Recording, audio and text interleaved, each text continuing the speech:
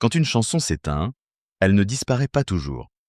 Parfois, elle reste dans les salons, les souvenirs, les mariages, les dimanches en famille. Frank Michael appartenait à cette mémoire-là. On pouvait sourire de ses refrains, les juger trop simples, trop tendres, presque d'un autre temps. Mais le jour de son dernier adieu, une vérité s'est imposée. Ceux qui l'avaient aimé étaient encore là. Derrière le chanteur, il y avait un homme, un père et une fidélité que rien n'avait effacée. Le 20 juin 2026, dans l'église de Saint-Firmin de Rotherimierre, il n'y avait plus de projecteurs, plus de rideaux rouges, plus de public debout pour réclamer un dernier refrain. Il y avait seulement une foule recueillie, des fleurs, une photographie, et l'impression que certaines chansons flottaient encore au-dessus des bancs. Frank Michael avait passé sa vie à chanter l'amour avec des mots simples. Ce jour-là, personne ne venait juger une carrière, compter les succès ou discuter le goût d'une époque. Les gens venaient dire merci. Merci pour les valses lentes, pour les refrains appris sans effort, pour les disques gardés dans les maisons, pour ces soirées où une voix suffisait à rapprocher deux êtres. Au premier rang, la famille portait une douleur que les autres ne pouvaient qu'imaginer. Sandra, sa fille, se tenait dans cette frontière fragile entre le deuil intime et le deuil public. Elle perdait son père, mais autour d'elle, des inconnus pleuraient aussi un morceau de leur propre vie. C'était cela, le poids d'un artiste populaire, appartenir aux siens et rester dans d'autres vies. Dans l'église, le silence disait plus que les discours. Il rappelait que Frank Michael n'avait été seulement une voix de radio. Pour beaucoup, il avait été le compagnon discret des fêtes de famille, des amours de jeunesse, des dimanches ordinaires. Ces chansons n'avaient pas besoin d'être modernes pour toucher juste. Elles entraient par la porte la plus simple, celle du souvenir. Certains avaient souri de son style, de ses costumes, de ses mélodies tendres, de sa fidélité aux chansons sentimentales. Mais ce jour-là, ces sourires semblaient loin. Il restait une évidence. Un artiste ne se mesure pas seulement aux critiques qu'il reçoit, mais aux personnes qui se déplacent quand il n'est plus là. Les admirateurs avaient été accueillis, non comme des curieux, mais comme une part de l'histoire. La famille avait le premier droit à la douleur. Pourtant, en déposant une rose ou un souvenir, il rappelait que Frank Michael avait tissé un lien rare avec ceux qui l'écoutaient. Ce lien n'était ni bruyant ni spectaculaire. Il était fidèle. Ainsi, cette cérémonie ressemblait moins à la fin d'une célébrité qu'à la fermeture douce d'un livre partagé. Sur scène, Frank Michael avait chanté pour les femmes, pour les amoureux, pour les cœurs blessés. Dans cette église, c'était eux qui lui répondaient, non par des applaudissements, mais par leur présence. Quand le dernier adieu s'est approché, chacun a compris que le silence n'effaçait pas la musique. Il la rendait plus intérieure. Frank Michael quittait la scène, mais derrière lui restait plus fort qu'une mode, la trace d'un chanteur que le peuple n'avait jamais abandonné. Avant d'être Frank Michael, il y eut Franco Gabelli. Ce nom disait déjà une origine, une traversée, une histoire de famille venue d'Italie pour chercher ailleurs une vie plus stable. L'enfant n'est pas né dans les palais de la chanson. Casa. Il a grandi loin des grands studios, dans un décor de travail et de pudeur, là où l'on apprend tôt que rien ne se donne sans effort. En Belgique, mais près de Liège, il découvre un monde rude mais chaleureux. Les voix y portent l'accent des ateliers, des quartiers populaires, des familles qui gardent dans leur cuisine un goût de pays lointain. Cette double appartenance, italienne par le sang et wallonne par le quotidien, restera en lui comme une couleur secrète.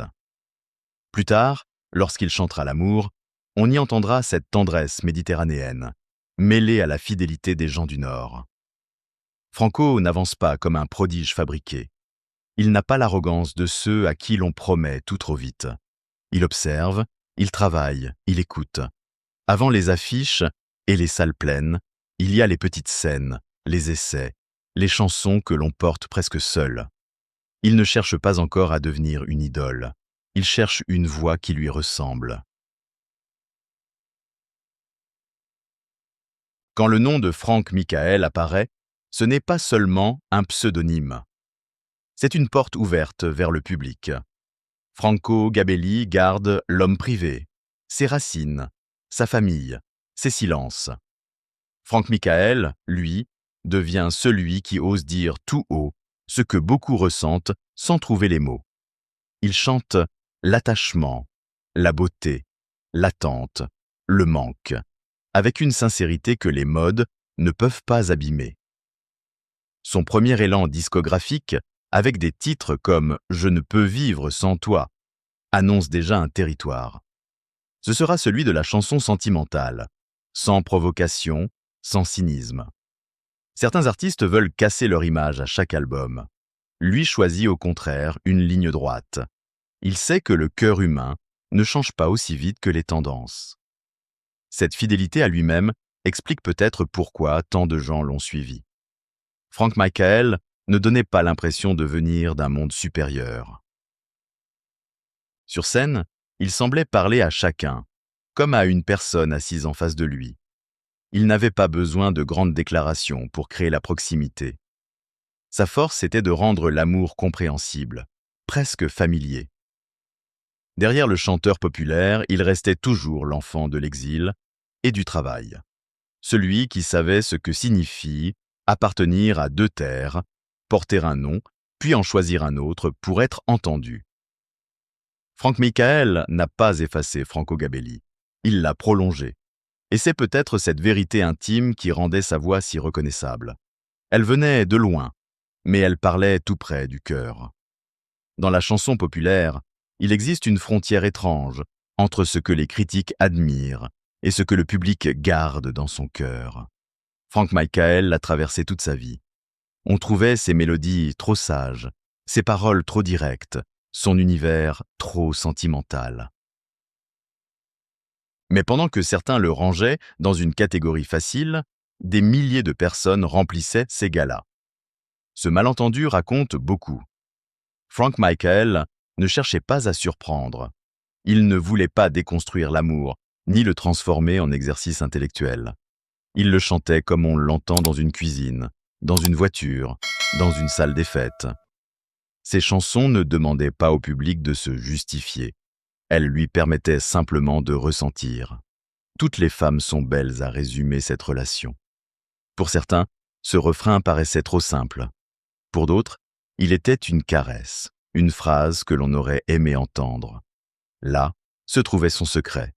Il parlait aux femmes ordinaires, aux couples fatigués, aux cœurs discrets, à ceux qui attendèrent de la musique une présence. Le succès de Frank Michael reposait sur une confiance lente, construite concert après concert. Ses admirateurs savaient ce qu'il venait chercher. Une voix reconnaissable, des gestes familiers, une élégance sans provocation. Il ne promettait pas de changer le monde, seulement de le rendre moins froid. C'est pourquoi les moqueries ne l'ont pas effacé. Un artiste dépend parfois de la mode. Frank Michael dépendait de la fidélité. La mode passe vite, elle applaudit puis abandonne. La fidélité accompagne les rides, les silences, les retours plus fragiles. Elle ne demande pas que l'artiste se réinvente sans cesse. Elle lui demande de rester vrai. Dans les journaux sévères, son nom n'occupait pas toujours la meilleure place. Pourtant, dans les salles où il chantait, la réponse était claire. Des couples se levaient, des femmes souriaient, des hommes retenaient une émotion qu'ils n'auraient pas avouée. Ce public n'avait pas besoin qu'on lui explique pourquoi il l'aimait. Il le savait déjà. Ce chanteur qualifié de ringard a révélé une vérité simple. La popularité n'est pas toujours du bruit. Parfois, elle est une patience. Elle vit dans les albums rangés près d'un vieux lecteur, dans les refrains retrouvés sans les chercher, dans les souvenirs d'une mère, d'un bal, d'un amour disparu. Lorsque son dernier adieu est arrivé, cette patience est devenue visible. Ceux qui l'avaient écouté n'étaient pas partis. Ils étaient là, comme une réponse silencieuse au jugement d'autrefois.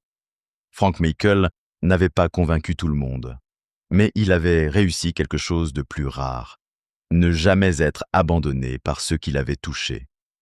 Pour Sandra, la mort de Frank Michael ne fut pas seulement la disparition d'un nom connu.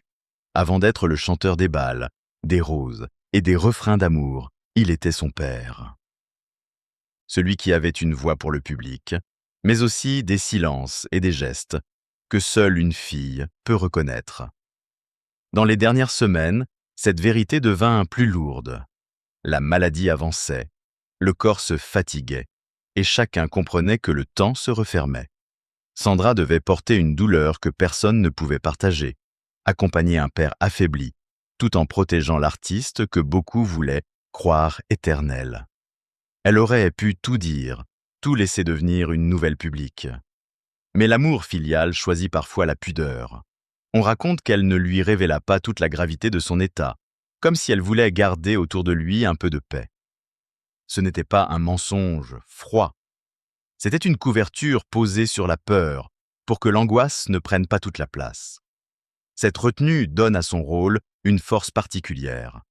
Sandra n'était pas seulement la fille qui annonce un décès. Elle était celle qui avait veillé, décidé, contenu ses larmes, répondu aux questions, organisé l'impensable. Quand le public a appris la nouvelle, elle avait déjà vécu une partie du drame en silence. Puis vint le moment des obsèques. Là, sa peine privée se retrouva devant les regards. Il fallait dire adieu à son père, mais aussi accepter que des inconnus viennent pleurer le chanteur. Pour une famille, cela peut sembler impossible. Pourtant, Sandra comprit que Frank Michael avait appartenu à plus d'un cercle. La maison et cette autre famille née des chansons. En ouvrant la porte aux admirateurs, elle ne renonçait pas à son deuil. Elle lui donnait une forme plus vaste. Elle acceptait que les souvenirs des autres rejoignent les siens, que les roses déposées par des mains inconnues deviennent aussi un hommage familial. Ce choix disait sa dignité. Elle ne reprenait pas Frank Michael au public, elle lui permettait de le saluer. Dans l'Église, Sandra incarnait une double fidélité. Fidélité à l'homme intime, au Père, dont elle connaissait les fragilités. Fidélité aussi à l'artiste, à celui qui avait reçu tant d'amour de ceux qu'il ne connaissait pas. Entre ces deux mondes, elle se tenait debout, blessée, mais consciente de ce qu'il représentait. Le plus bouleversant n'était peut-être pas dans les larmes, mais dans cette maîtrise fragile. Perdre un père est une déchirure. Le perdre sous le regard du public ajoute une responsabilité injuste. Sandra l'a porté avec une simplicité qui ressemblait à celle de ses chansons. Sans grand discours, elle a protégé sa paix, sa mémoire et le lien avec ceux qui l'aimaient. Autour de Frank Michael, il y avait ceux que le public voyait peu, mais qui connaissaient de la part la plus vraie de l'homme. Liliane, sa compagne, appartenait à ce cercle discret. Elle représentait les années silencieuses, les retours de tournée, les fatigues cachées, les conversations loin des micros. Dans une carrière comme la sienne, l'amour du public peut sembler immense, mais il ne remplace jamais la chaleur d'une maison. Après les salles, les fleurs et les photographies, il fallait redevenir Franco, l'homme qui rentre, se tait parfois, et porte ses douleurs sans les offrir au spectacle. Liliane avait connu ce visage-là. Il y avait aussi Enzo Falzone, son producteur, compagnon de route depuis de longues années. Avec lui, on entre dans l'envers du décor. Les contrats, les galas, les voyages, les soirs où il faut chanter, même quand le corps réclame le repos. Un producteur reconnaît le moment où une voix fatigue, où un sourire coûte davantage, où l'artiste tient debout par devoir. Les derniers mois avaient changé le rythme. Frank Michael, qui avait longtemps incarné une élégance tranquille, avançait plus lentement. La scène restait son territoire, mais le corps envoyait ses avertissements. Dans une salle, certains ont peut-être entendu une fragilité nouvelle. Lui continuait pourtant, comme s'il voulait offrir encore un morceau de présence à ceux qui l'attendaient. Cette fidélité au métier disait beaucoup de lui. Frank Michael n'était pas un homme de scandale. Il n'avait pas besoin d'occuper les journaux pour exister. Il vivait dans les rendez-vous réguliers avec son public, dans ces tournées où les mêmes visages revenaient parfois d'année en année. Sa célébrité était moins bruyante que solide. Au premier rang des obsèques, la famille et les proches ne pleuraient pas seulement une voix célèbre. Ils pleuraient l'homme des habitudes, des appels, des repas, des inquiétudes de santé, des projets interrompus. Le public perdait un chanteur. Eux perdaient une présence quotidienne, une manière d'habiter une pièce et de regarder les siens. C'est dans cette différence que se mesure la profondeur d'un deuil. Les admirateurs peuvent garder des chansons. Les proches, eux, gardent maintes les silences entre les chansons. Ils savent ce qui n'a jamais été raconté, les moments de doute, les gestes de tendresse, les fatigues que la scène dissimule.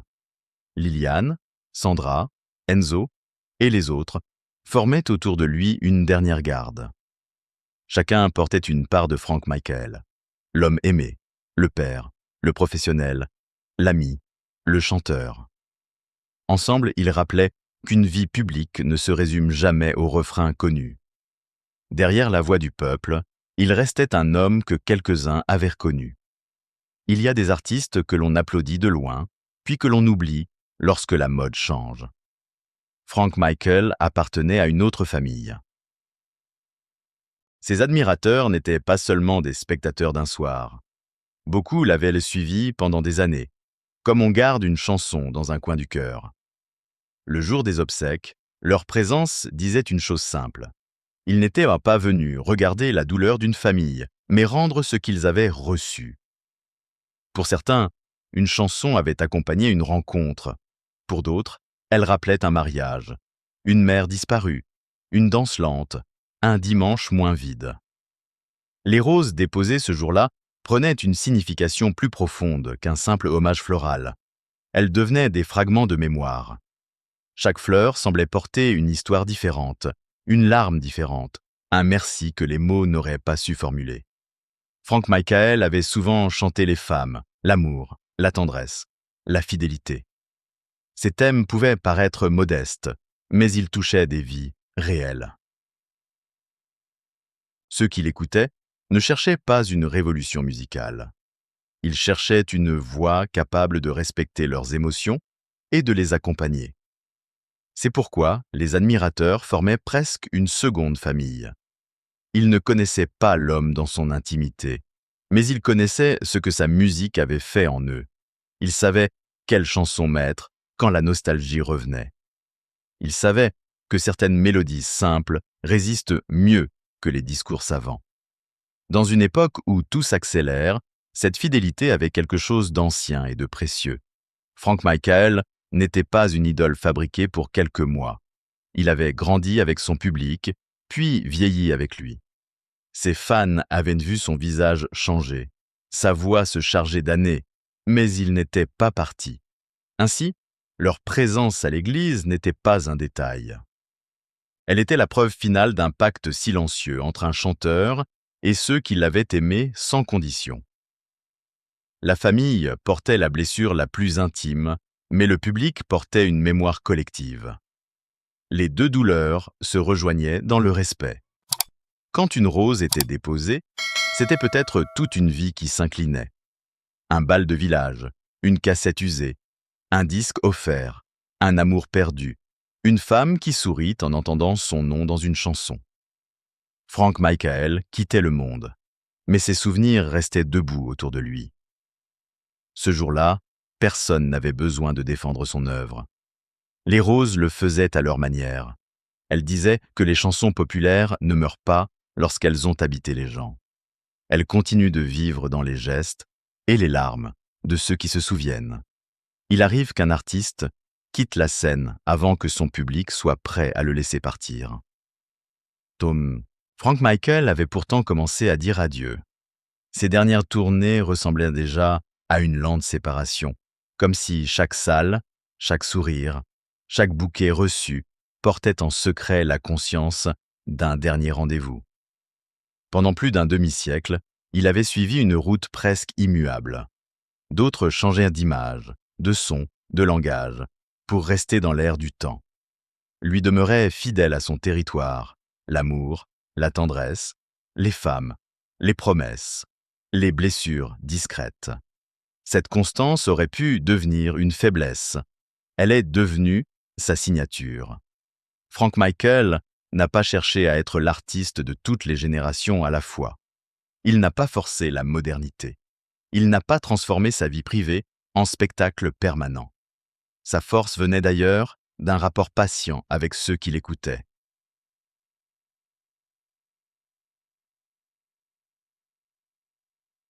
Femme. Il chantait pour des personnes qui avaient besoin d'entendre que l'amour, même simple, reste digne d'être célébré. Au moment de sa disparition, cette fidélité a pris un sens nouveau. On ne regardait plus seulement un répertoire, mais une trajectoire. Le petit garçon d'origine italienne, devenu voix populaire de Belgique, avait construit un lien que ni les modes, ni les moqueries n'avaient réussi à briser. Sa carrière racontait la victoire silencieuse de la sincérité sur le mépris. Sandra, Liliane, les proches, les musiciens, le producteur, les admirateurs, chacun gardait une part différente de lui. Pour les uns, il restait un père, un compagnon, un ami. Pour les autres, il demeurait la voix d'une époque, celle que l'on entendait dans une voiture, une salle de fête, un salon, un souvenir d'amour. La mort ferme une présence, mais elle n'efface pas ce qu'une voix a déposé dans les vies. Les chansons de Frank Michael continueront peut-être sans bruit, loin des débats et des classements. Elles reviendront quand une femme se souviendra d'un compliment, quand un couple retrouvera une vieille mélodie, quand une famille parlera d'un disque passé autrefois.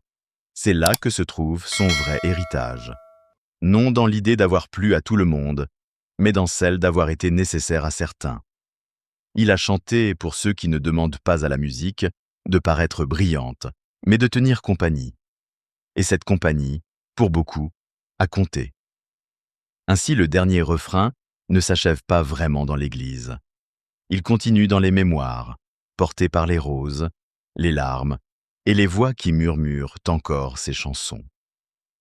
Frank Michael n'a peut-être jamais voulu être moderne. Il a choisi mieux que cela, rester fidèle à ceux qui l'aimaient et recevoir d'eux, jusqu'au dernier jour, la même fidélité.